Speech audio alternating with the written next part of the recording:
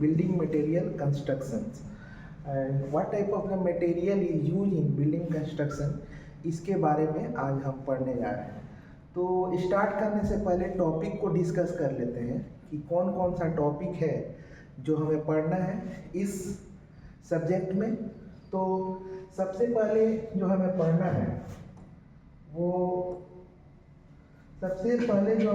है अगर उसकी बात करें तो पहला जो है वो सीमेंट है, एक बाइंडिंग मटेरियल है, एक बाइंडिंग बिल्डिंग मटेरियल है, इसको पढ़ना है। दूसरा में लाइम पढ़ना है, देन आफ्टर मोर्टार पढ़ना है, एग्रीगेट पढ़ना है, वाटर पढ़ना है, कंक्रीट पढ़ना है, ब्रिक पढ़ना है, रॉक एंड स्टोन मशीनरी पढ़ना है, देन आफ्टर टिम्बर पढ़ना है। तो ये सारे टॉपिक जो है हमें डिस्कस करनी है आने वाले लेक्चर में। बात करें इम्पोर्टेंस की तो इसमें 3 टॉपिक्स जो है वो ज़्यादा इम्पोर्टेंस हो जाता है। सबसे पहले सीमेंट इम्पोर्टेंट है, देन आफ्टर कंक्रीट इम्पोर्टेंट है, देन आफ्टर टिम्बर इम्पोर्टेंट है। तो ये जो है तीनों टॉपिक जो है काफ़ी इम्पोर्टेंट टॉपिक है, इसलिए इसको उतना ही डिटेल में हम लोग पढ़ेंगे, डिटेल में डिस्कस करेंगे। बाकी थोड़ा माइनर इम्पोर्टेंट है तो इसको थोड़ा लेस डिस्कस करेंगे। बट ये 3 टॉपिक जो है, सीमेंट जो हो गया हमारा, कंक्रीट जो हो गया और टिम्बर हो गया, इसका जो वेटेज है बीएमसी में बहुत ज़्यादा रहता है, इसलिए इसको जो है वो ज़्यादा डिटेल में कवर करेंगे।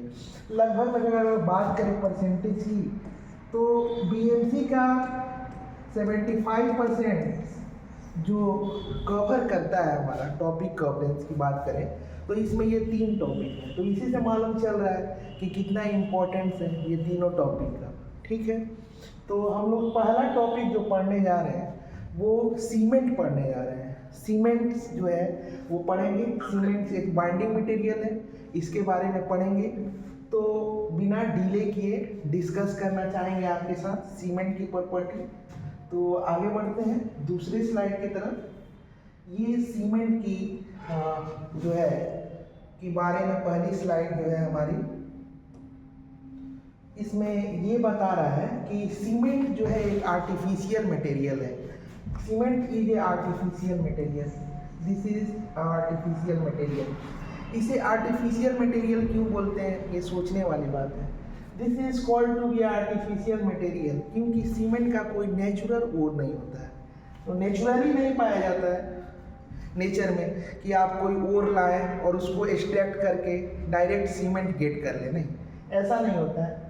विभिन्न नेचुरल ओर्स जो पाए जाते हैं उनको मिला के हम लोग सीमेंट बनाते हैं, तो हम मिला के बनाते हैं। That's why it is called an artificial building material. Artificial building material, सबसे पहले अगर बात करें तो इस नाम को डिकोड करने वाले सबसे पहले इंसान थे जोसेफ एस्प्रिंग, ये थे।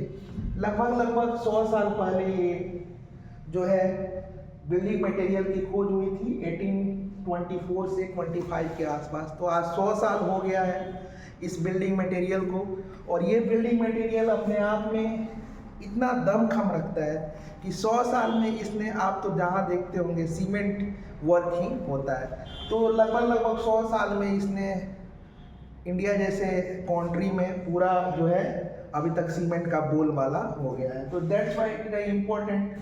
अगर बात करें सीमेंट को ब्रॉडली कितने पार्ट्स में डिवाइड किया गया है, अगर वो बात करें तो cement is broadly divided into 2 parts. First is calcareous compound and second is argillaceous compound. 2 तरह के कंपाउंड होते हैं, सीमेंट को ब्रॉडली डिवाइड किया जाता है तो ये 2 तरह के कंपाउंड होते हैं, कैल्केरियस कंपाउंड और argillaceous compound. Compound having calcium and magnesium are called to be calcareous compound, and argillaceous compound having silica, alumina and oxide. Silica, alumina and oxide. So this is called to be what? Argillaceous compound, and this is called calcareous compound. Broadly cement को 2 part में divide किया गया है। अब आगे देखते हैं कि ये जो है कुछ कंपाउंड है, इनके बारे में भी डिस्कशन करना ज़रूरी है। डिस्कशन करना ये है कि कौन कौन से कंपाउंड जो होते हैं वो कैल्केरियस कंपाउंड होते हैं हमारे। कैल्केरियस कंपाउंड, तो इसमें पहला जो है लाइम स्टोन है हमारा। Limestone is first, then after cemented rock, then after chalk, marine shell, marl, alkalis waste. These are called to be what? Calcareous compound. आर्जिलेशियस की अगर बात करें तो पहला इंपॉर्टेंट कंपाउंड होता है वो क्ले होता है, then after shale, slate, ash. ये हमारे चार जो है आर्जिलेशियस कंपाउंड है। और भी कंपाउंड है बट हमने जो मेन प्रोमिनेंट जो कंपाउंड है उनको यहाँ पे देख लिया है और ये इस तरह होते हैं, ठीक। तो इसको याद रखना है, एग्जाम पॉइंट ऑफ व्यू से पूछ लेता है कि कौन कंपाउंड आर्जिलेशियस है और कौन कैल्केरियस कंपाउंड है। तो ये एग्जामिनेशन पॉइंट से इम्पोर्टेंट है और इसको याद रखना है। अब आगे बढ़ते हैं, इसमें आगे बढ़ेंगे तो अब आ जाएगा हमारा different constituent of OPC, ordinary Portland cement. Ordinary Portland cement के डिफरेंट इंग्रेडिएंट्स को पढ़ने हैं। ये एक सीमेंट का प्रकार होता है ऑर्डिनरी पोर्टलैंड सीमेंट, क्योंकि ये जो है पोर्टलैंड में पाया जाने वाला स्टोन था, उसी के नाम पे इस सीमेंट का नाम रखा गया कि वो एक मटेरियल था और जब वो सेट करता था तो स्टोन की तरह दिखने लगता था और वो पोर्टलैंड में पाया जाता था, इसलिए इस सीमेंट को ऑर्डिनरी पोर्टलैंड सीमेंट का नाम दिया गया। अगर बात करें इसके कॉन्स्टिट्यूएंट को तो इसके कॉन्स्टिट्यूएंट जैसे लाइम है CaO, इसमें CaO पाया जाता है कितना 62 to 67% पाया जाता है दिस वन। तो ये एक रेंज है, तो रेंज को याद रखना है कि ऑर्डिनरी पोर्टलैंड सीमेंट में जो रेंज है लाइम का वो 62 से लेके 67% तक होता है, इतना होता है। तो ये याद रखने वाली बात है, ठीक। इसमें कुछ याद रखने वाली बात है और कुछ जो है उसको हम ऐसे अंडरस्टैंड कर सकते हैं, सारी चीज़ें अंडरस्टैंड कर सकते हैं, कुछ भी याद रखने वाला नहीं है, बट जो डाटा है उसको थोड़ा सा याद करना पड़ेगा आपको, बाकी हम चीज़ें ऐसे देख सकते हैं। तो ये सब कंस्टिट्यूएंट है और इसके रेंज दिए हुए हैं। जैसे ऑर्डिनरी पोर्टलैंड सीमेंट में सिलिका का इंग्रेडिएंट कितना है 17 to 25%, एल्यूमिना कितना है 3 से 8%। तो इस तरह इसके कॉन्स्टिट्यूएंट जो है वो है। और बात करें लाइम की, तो लाइम जो है, लाइम की अगर बात करें तो लाइम कौन कौन से कैरेक्टरिस्टिक जो है वो सीमेंट में इम्पार्ट करता है वो समझना पड़ेगा, क्योंकि ये जो है ऑर्डिनरी पोर्टलैंड सीमेंट के इंग्रेडिएंट हैं और ये कैरेक्टर इम्पार्ट करते हैं सीमेंट में।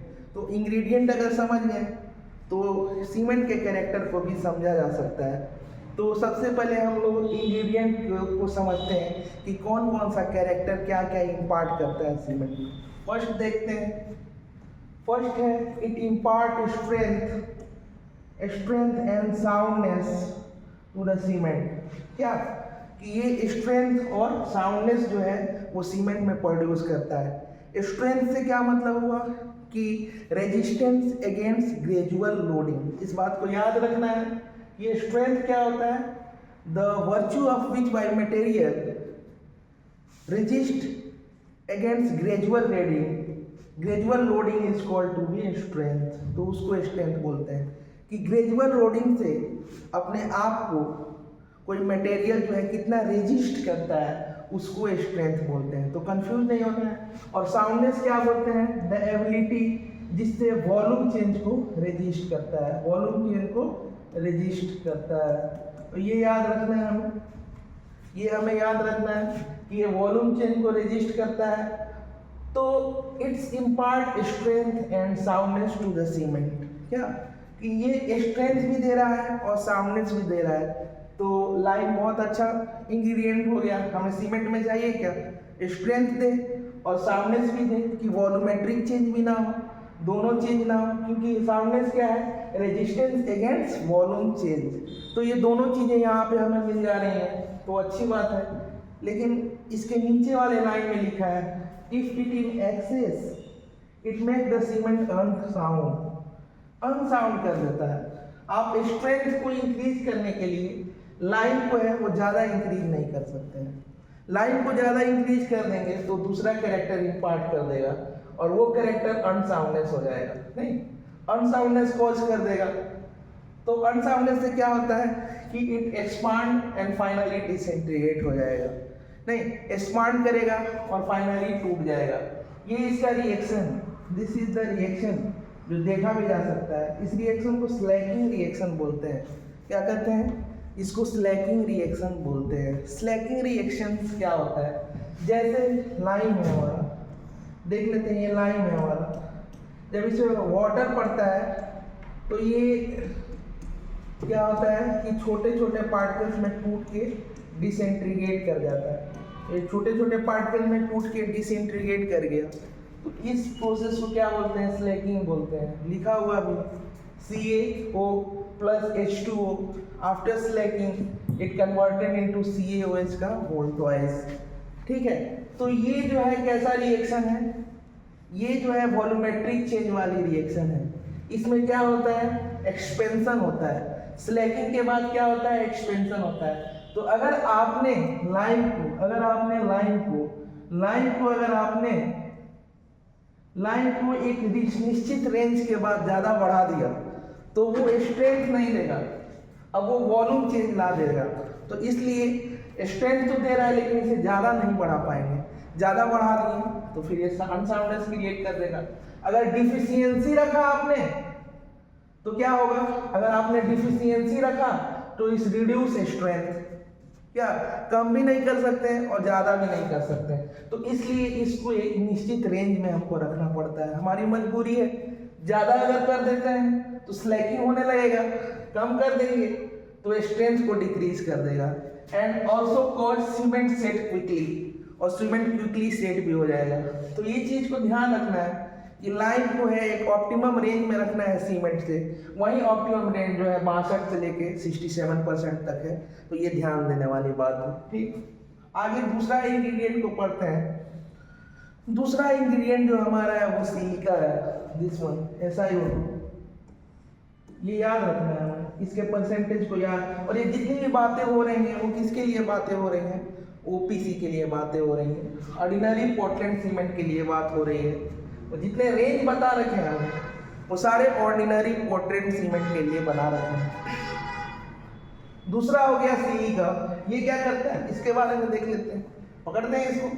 ये सिलिका जो स्ट्रेंथ इम्पार्ट करता है, नहीं स्ट्रेंथ इम्पार्ट करता है। तो क्या करें, इसको बढ़ा दिया जाए? नहीं, बढ़ा नहीं सकते ज़्यादा, क्योंकि अगर इसको आपने ज़्यादा बढ़ा दिया, if it is in excess, strength of cement increase, strength तो इंक्रीज कर जाएगा but increase the setting time of cement. इसके साथ साथ सेटिंग टाइम ऑफ सीमेंट भी बढ़ा के दे देगा, नहीं तो स्ट्रेंथ ज़्यादा नहीं बढ़ा पाएंगे हम, क्योंकि स्ट्रेंथ बनाने के चक्कर में सेटिंग टाइम इंक्रीज करके दे देगा। अब सीमेंट जल्दी सेट ही नहीं करेगा, और सेट नहीं करेगा तो हम इसके साथ काम नहीं कर पाएंगे। तो काम स्ट्रेंथ तो दे रहा है बट हम इसके साथ काम नहीं कर पा रहे हैं, क्योंकि ये क्या कर रहा है? सेट ही नहीं हो रहा है, और सेट नहीं होगा तो आगे दिन काम नहीं कर पाएंगे। तो इम्पोर्टेंट क्या है कि इसको भी एक रेंज में रखना पड़ेगा। स्ट्रेंथ दे रहा है बट एक्सेस में नहीं कर सकते, क्योंकि ये सेटिंग टाइम को इंक्रीज करके दे रहा है।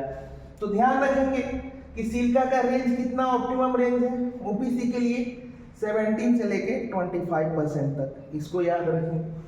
तीसरा चीज है इंग्रेडिएंट हमारा, वो एल्यूमिना है। एल्यूमिना को पकड़ते हैं, Al2O3।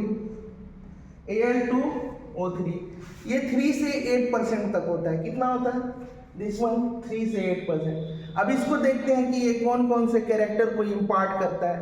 पकड़ते हैं पहला पॉइंट क्या है? It impart quick setting property to the cement.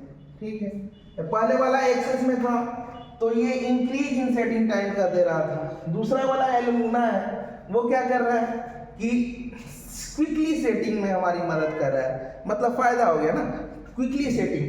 हमारा जो सीमेंट है वो क्विकली सेट कर जा रहा है। सेट करने का मतलब क्विकली स्ट्रेंथ को गेन कर ले रहा है। दूसरा क्या है कि इट एक्ट एज फ्लक्स की तरह यूज करता है और हेल्प इन रिड्यूसिंग किंकरिंग टेम्परेचर। फायदा है हमारा यहाँ भी फायदा है, क्योंकि जिस टेम्परेचर पे सीमेंट के पार्टिकल बनते हैं उसको क्लिंकरिंग टेम्परेचर बोलते हैं। क्लिंकरिंग टेम्परेचर वो टेम्परेचर है जिस पे पार्टिकल बनते हैं सीमेंट में, ठीक है। तो ये फ्लक्स की तरह यूज होता है, की तरह यूज करता है, और ये जो है वो रिड्यूस कर देता है क्लिंकरिंग टेम्परेचर को। तो क्लिंकरिंग टेम्परेचर रिड्यूस होने से क्या फायदा हो गया? फायदा ये हुआ कि पहले हमें सीमेंट बनाने में ज़्यादा टेम्परेचर इंक्रीज करना पड़ता था, अब इसके कारण जो है कम टेम्परेचर इंक्रीज करना पड़ेगा, और टेम्परेचर इंक्रीज करने में लगता है पैसा, तो ये हमारा पैसा बचा के दे रहा है हमें। तो ये फ्लक्स की तरह यूज कर सकते हैं एल्यूमिना को, और ये मदद कर रहा है क्लिंकरिंग टेम्परेचर जो है लेस करने में। तीसरा पॉइंट देखना, ये भी फायदा, ये भी फायदा, बट आप इसको एक्सेस में यूज नहीं करते। दोबारा आ गया ना कि आप फायदे तो हैं बट एक्सेस में यूज नहीं कर सकते। एक्सेस में यूज कीजिएगा तो ये वीकेन द सीमेंट को वीक कर देगा। और ये वीक कैसे करेगा, ये मैकेनिज्म आगे देखेंगे, इस सारे के मैकेनिज्म आगे देखेंगे। अभी केवल यही समझना है कि अगर आपने एल्यूमिना को ज़्यादा यूज कर दिया, ज़्यादा मात्रा में बढ़ा दिया, परसेंटेज से ज़्यादा बढ़ा दिया, तो अब ये स्ट्रेंथ नहीं देगा, सेटिंग भी नहीं देगा, क्या करेगा? ये सीमेंट को वीक कर देगा, नहीं तो ये सीमेंट को वीक कर देगा। तो ये तीन चीज़ें हम लोगों ने पढ़ लिया, लाइम पढ़ लिया, सिलिका पढ़ लिया, एल्यूमिना पढ़ लिया, ये सब इसके ऑर्डिनरी पोर्टलैंड सीमेंट के इंग्रेडिएंट हैं। अब हम इसी क्रम में आगे देख लेते हैं, आगे कुछ इंग्रेडिएंट हैं, इसमें क्या इंग्रेडिएंट है ये भी देख लेते हैं। और ये है calcium sulphate, calcium sulphate CaSO4, इसको CaSO4 बोलते हैं। ये 3 से 4% तक डाला जाता है। कितना डाला जाता है? 3 से 4% तक, ठीक है। It generally added in the form of gypsum, ठीक है। ये जिप्सन एक मटेरियल होता है, इसके फॉर्म में डाला जाता है। क्यों डाला जाता है? ये नीचे वाला लाइन बता के दे रहा है। It increase the initial setting time. कौन सा सेटिंग टाइम इंक्रीज करके दे रहा है? Initial setting time.